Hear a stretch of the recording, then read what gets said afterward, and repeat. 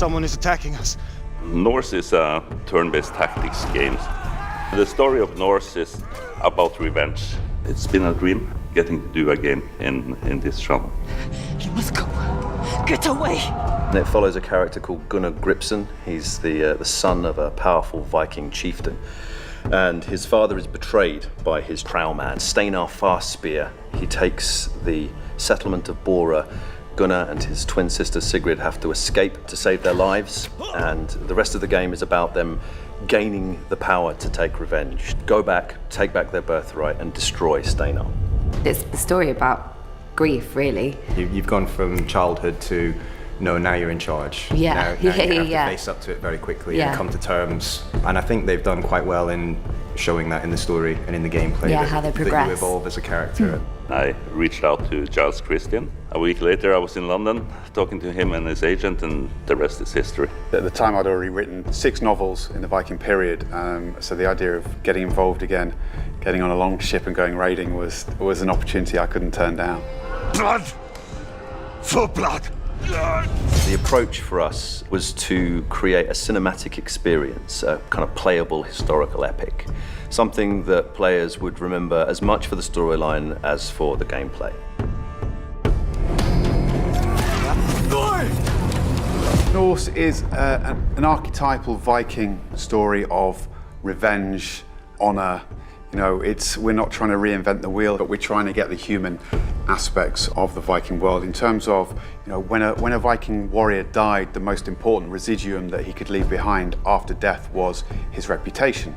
So we wanted to really play with the idea of our young hero, Gunnar, striving to take his revenge on the man who betrayed his father, Jarl Gripr, becoming a war leader in his own right, and sort of seeing his confidence grow as the story progresses. When you read the sagas are filled with tales of revenge.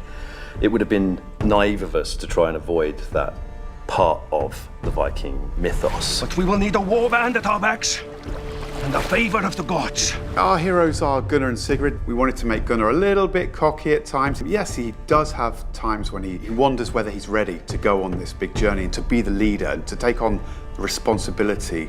You know, you're leading people into battle. That's a big thing to do, and at times he wonders if he's ready to do that, but ultimately he's always up for the challenge.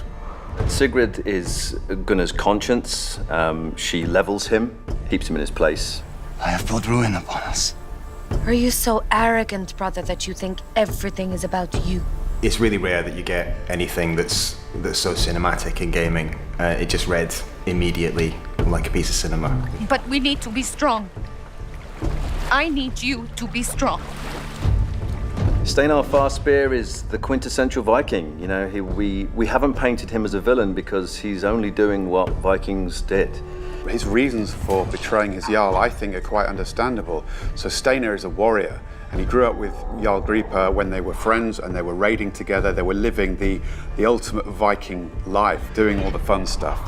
As the village and the town sort of grew, Jarl Gripr wanted to settle down, and Steinarr Far-Spear felt that that was a little bit of a betrayal of what they'd set out to do. So that's where the tension is between those two characters. We're just so excited for people to play the game. It's been a labour of love for us as a studio, and we really have put our hearts and souls into it. And yeah, we're really excited to see how people interact with the world of Norse. After players have done a playthrough of Norse, I really hope they're left feeling excited and want more. So as long as we bring us a smile to players' faces, we achieved our goal.